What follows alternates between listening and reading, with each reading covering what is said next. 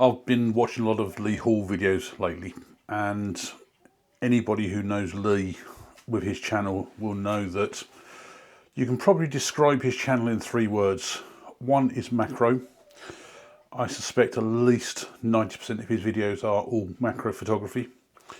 The second one would be water droplets. He absolutely loves spraying a lot of his macro items with water droplets, which create some amazing effects. And thirdly, dandelions, especially the actual seeds, and that's where he does a lot of his water droplet photography. I have a garden full of dandelions at the minute, so I have been gathering some of the seeds that I've got here on the side. I've also set up here a actual dandelion flower, and I'm using a what I call a bud vase, or across the pond they'd call a weed pot. That's a vase that I made last year, which I just thought suited this absolutely ideal. I'm using a lot of my lights again, so I've got my Godox speed light in the large diffuser. It does give a nice even soft lighting across the piece. Because the shadows were so harsh on the right hand side, I've got a very small reflector on the front there, which is just putting back a little bit of white light on that side, so it just takes out really a lot of the harsh shadows. I'm using a black piece of Perspex I bought off of eBay to give that reflection right from the front, and just to block out the back to keep that as dark as possible, I've just got my black stroke white background sheet on the back there.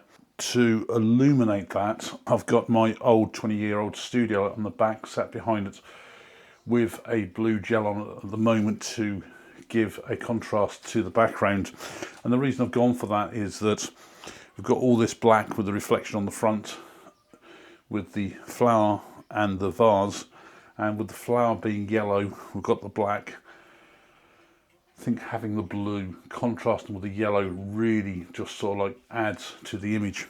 I've also been in the shed this week and I've made these little mini vases, so that's sort of like the equivalent of the one I'm using there at the moment, and I've got a couple of others here that I've made as well. Just to give you an idea of size on these are all 40mm in height. So they are quite diddy, and the reason I've made these is hopefully I'm going to use these for when I take some of the actual seeds off of the sort of like the pod. Lee really does like his water droplets, and I can understand why. And watching his videos, I've been out and bought a couple of things as well to help me sort of like do some of that as well. He uses a syringe with a pointed needle for putting individual water droplets on things like the actual seed, so that you can place them precisely where you want. I haven't got anything like that at the moment, but I've got an ordinary mister sprayer, and this in actual fact it does spray out quite fine. The other thing, Lee had also got one of these battery operated sort of like misters, and these put out super fine mist. I mean, you can barely feel any of the water on there. So they are ideal if you want to get a really fine spray and build it up slowly. Now I'm shooting at f8, got my lights here to half power for f8, and I've got the flower coming out nicely. I think what I'm going to do next is going to try and tip the head more over to me without hopefully breaking the actual stem, and I will probably then give it a good spray with the hand mister to build up some water droplets on there. It's probably not going to show up too much from the distance that I'm at the moment, so I then may well have to then start doing more of the macro photography for the actual flower head and maybe just the top of the vase.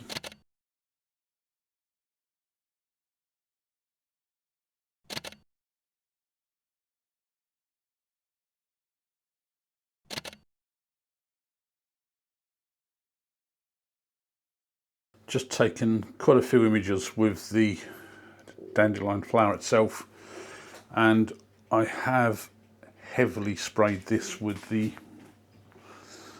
mister to try and get some really sort of large water drops on there. I have actually just tried with my 100mm macro lens And at the same time I've also tried sticking in 65mm of extension tubes as well to try and get a lot closer, and therefore the depth of field is going to be so minimal. What I'm going to try next is this dandelion seed head. When you're doing macro, it can actually be quite hard to decide what you want to focus on, especially when the object is so big. I mean, that must be a good 30mm round, the diameter on this head. I'm now actually focused at the closest possible distance that I can get with this 100mm macro lens, and it should be 1:1 ratio.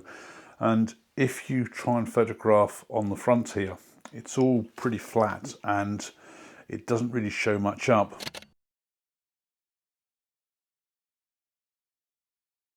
But when you stick it on the side, I'm just looking straight down the side here, and I'm just trying to catch some of the hairs, sort of the tops of the seeds there, that are just poking out on the edge, and there's small minute water droplets on them. Let's just see what that looks like.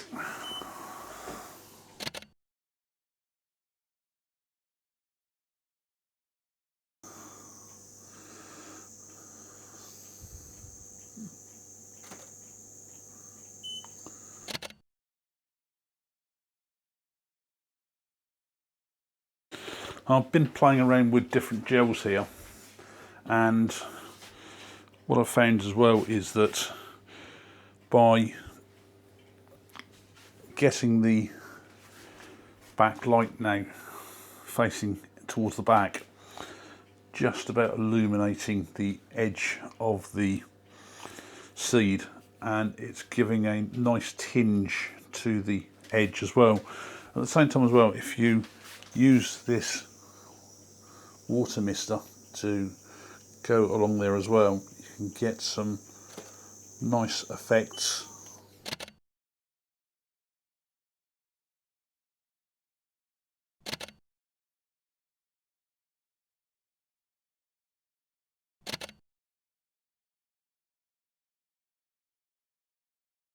So I think the next thing is to get one of these seed pods I've got and get a pair of tweezers to pull out one of the seeds and start using these small vases that I made. Now I think the vases on here, even at just 40mm high, are still probably too big for these seeds, so it may well be something I try and have another go at another time in the shed, making some smaller ones. But at the moment I've just took individual images of each one with one of the seeds inside.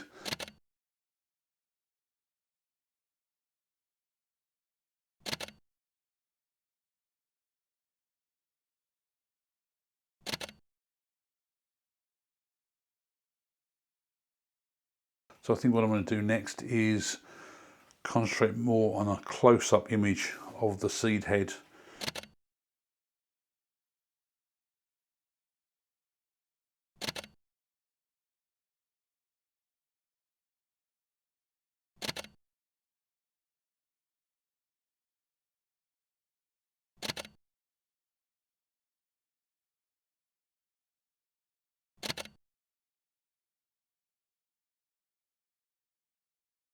I started this video with the dandelion flower, and I thought I'd better end the video with an image of it as well.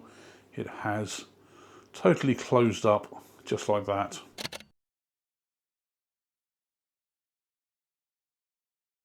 I've got to say, working with these dandelion seeds is it's actually quite tricky. They are super fine and very delicate. What I have found is that when you spray them with water, that they slowly close up. And I will show a sequence where I took a whole sequence of images of one of these in one of my little wooden vases, which was fairly well soaked with water, and over the course of probably about 2 or 3 minutes it really did start closing up. Now, I did really enjoy working with the seeds, but I think the bits that I found probably the most enjoyable was the bigger parts, especially like with the flower itself and the whole ball of seeds. just concentrating on focusing on that side bit where I'd got all the edge bits all in focus and all the water droplets on there, and then bringing in a backlight for a colour on there as well. The setup I've got here is fairly basic. It's not necessarily what everybody's got. I mean, I did use my softbox, which I could have quite easily got away with just the flash gun on itself, with probably say like the Neewer diffuser head that I've got, or some other form of diffuser. And in actual fact, when you're shooting in a room where the ceilings are not too high, you could even bounce the flash off the ceiling to illuminate the thing as well. I could have done all this with fixed light with my little LED lights and everything like that, but the problem there is it would have meant quite long exposures. And when I started this video, it was middle of the afternoon, and the amount of light that was coming through these windows and doors was staggering.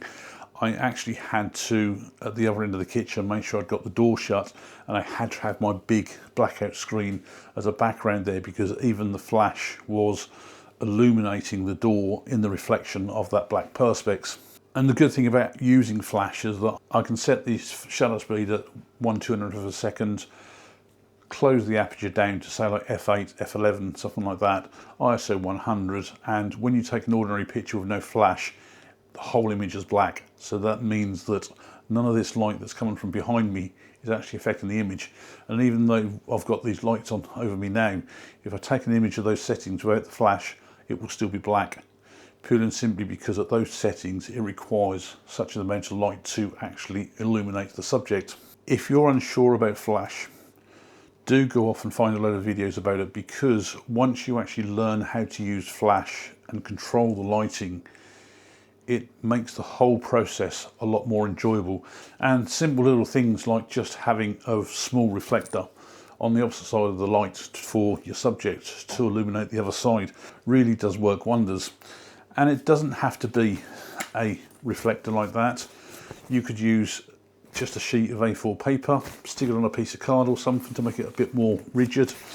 You could even use a bit of tin foil and stick over some card. If you took me back probably 3-6 months, using flash would have been the last resort of anything that I'd ever dream of doing, purely and simply because I found it so hard in getting the results that I actually wanted.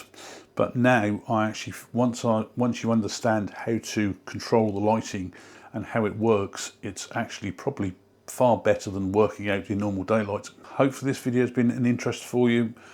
It's certainly something different with the dandelion heads. Thanks a lot for watching.